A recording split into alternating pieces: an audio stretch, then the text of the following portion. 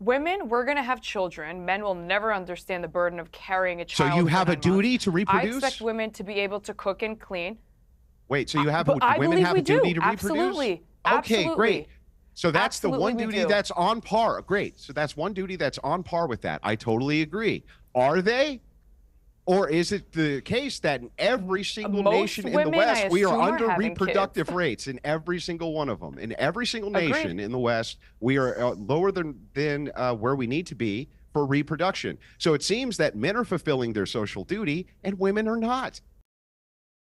In today's video, this feminist panel absolutely destroys Andrew Wilson in a heated debate on feminism. Andrew Wilson, who came in swinging with the usual anti-feminist talking points straight out of the MAGA playbook, but the feminist panel, they didn't just push back, they obliterated his argument with facts, personal insight, and relentless logic. From debunking tired myths about modern feminism to calling out the double standards baked into conservative talking points. This was less of a debate and more of a political roast. So let's dive in and watch how this feminist panel shuts down Andrew Wilson in the heated debate.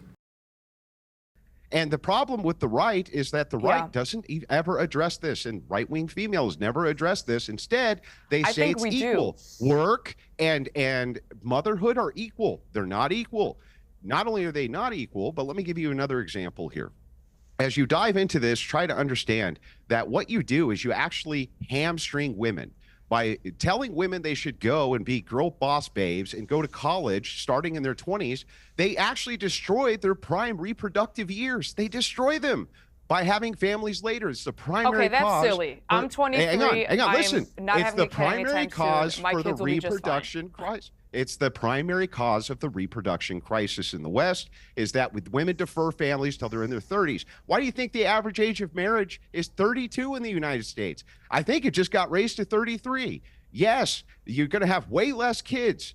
Okay, part of girl bossing is when you say career women are right on par with mothers. They're not, and society should be glorifying one, not socially shaming the other, but you shouldn't give them the same elevation you give to mothers and matrons of families. That is pure covert feminism. Okay, I'm going to answer you with the following.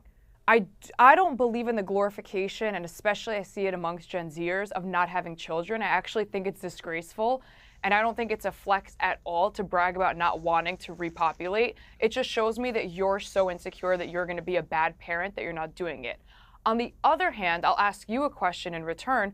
Would you prefer a child growing up in a damaged family with a mother who clearly wasn't ready to raise a child and raise potentially what could be a deranged child who grows up to be a serial killer or a murderer, or how about this, just a really bad person, rather than wait a few more years until she's ready to have her kid and then raise a mensch? What do you prefer? Well, so here's what we can see when we break this down. What we see when we break this down is the abuse happens in the public school, where you're 100 times more likely to be essayed than you are if you're in a Catholic church. We see that if it is the case that you're a single mother, you are a single mother, especially by choice, that is usually the selection of stepfather that leads to the abuse of the children. We also can see via the stats that you're completely just insane here. You are actually, if you stay inside of a family where mom and dad don't even like each other, your outcomes are still better than if you, the girl boss, goes, I just don't feel fulfilled. I don't feel fulfilled, and so I need to go and date the neighbor down the road or whatever, right? The truth is that regardless of your fulfillment, children are the duty. The next generation is the duty, and women have a duty to keep the family intact as well. They're responsible for most of the divorces. They file for the most amount of divorces, not because of abuse, but because of irreconcilable differences. And when asked, I don't feel fulfilled. And it's like, that's not how we run a society. It's literally a death sentence for our whole society. Look at what's going on in the UK. It's a death sentence for them. This debate between Andrew Wilson and Emily Austin was wild. Andrew went full mask off with the classic women have a duty to reproduce talking point, throwing in everything from girl bossing ruined society to blaming single mothers for social collapse, all while ignoring the mountain of data that actually contradicts his point. Emily Austin held her ground, and honestly, she made the smartest argument. First off, let's get real. Yes, birth rates are declining across the West, but it's not because women want careers. It's because childcare is insanely expensive, housing is unaffordable, paid parental leave is practically non-existent in the US, and most people, men and women, don't feel financially secure enough to start a family. You want to solve the fertility crisis? Start with universal childcare, paid leave, and affordable housing. Not shaming women for going to college. Also, the idea that staying in an unhappy marriage is somehow better for kids, completely debunked. Study after study shows that kids do better in stable, loving environments, not homes full of resentment and tension.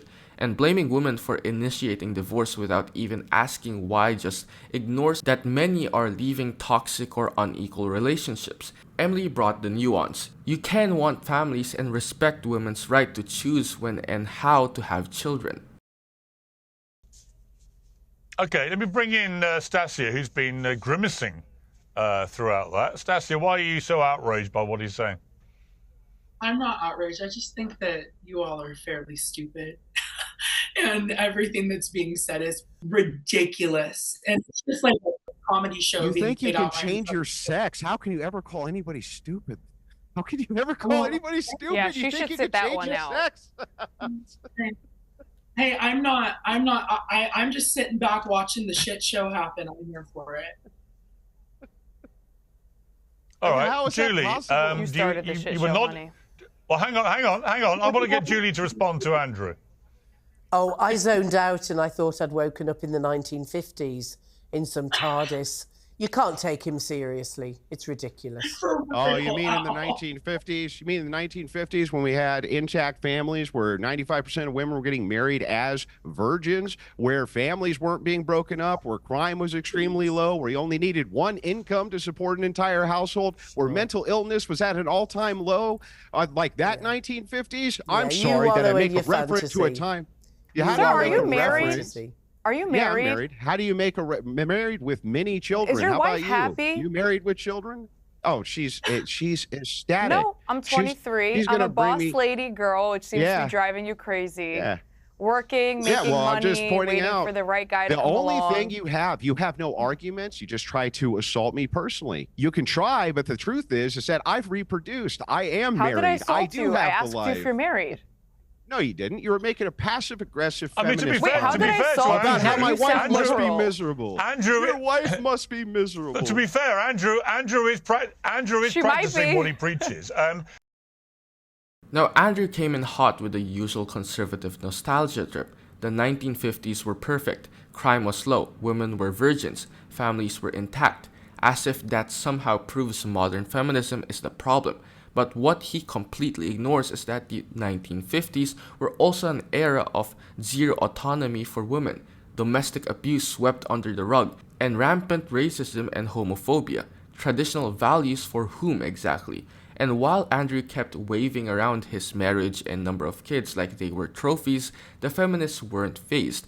Emily made a great point earlier in the debate. Being a boss lady doesn't mean you're anti-family. It means you're living on your own terms. Feminism isn't about tearing down motherhood, it's about giving women options, whether that's raising a family, building a career, or both.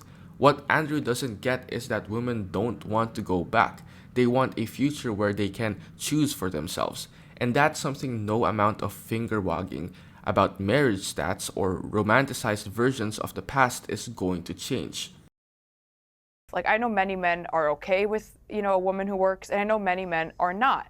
And that's the great part, is you choose who you want to partner with. So if you want a woman to be home and have 5, 6, 7, 8 children, which is a beautiful choice to make in life, then go for it. If you want a woman who can do both, work and have children when she's ready, 2 or 3 children, then go for that type of woman. If you want a woman who's never home and going to be, on the road all the time, and trust me, there are many beta men who would love that, then go for that. Like, nobody is forcing you to be with a woman that doesn't cater to your needs. The same way no one's forcing any women to be with a guy like Andrew Tate that's going to beat you and make you miserable. We have choices, and we need to make calculated, wise choices as to what personally is best for you.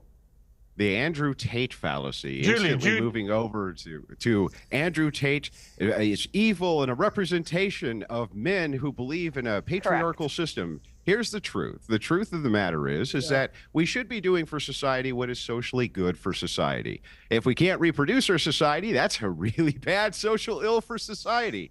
When you have propaganda that is telling women to go get useless degrees is for me in and my psychology husband, it's and not sociology. For society. Yeah, that's great. Let me finish. It's actually Andrew, it's quite sad. hang on. Just Andrew, quickly. Is Megyn Kelly a covert feminist then? By your Not criteria? covert, overt. She's an overt feminist. Covert's out for Megyn Kelly. Megyn Kelly came out and said women should be prioritizing career over family. That's what Matt Walsh's issue was with her, and he's absolutely right. The guy struck it out of the ballpark.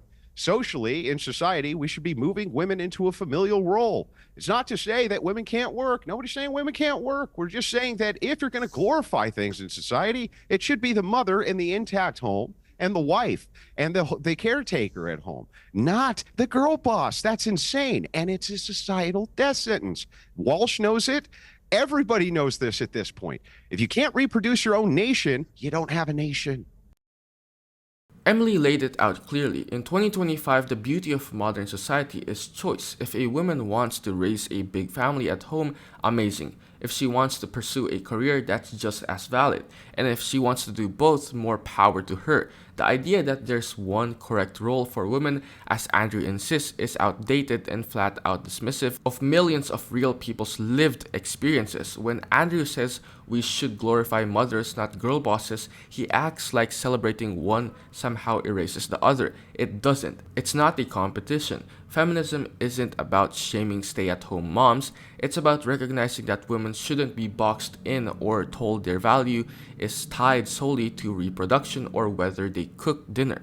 And the whole we need women to stop going into psychology and sociology and start having babies argument, it's absurd. For one, career-driven women still have kids. In fact, according to Pew Research, the majority of working women in the US are mothers.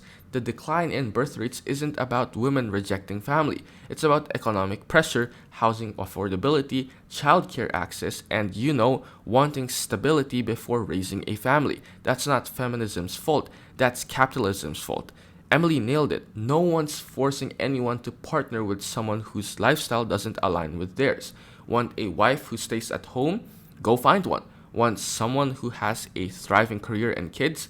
They're out there too. The problem comes when people like Andrew and Matt Walsh demand that all women conform to their version of the ideal woman.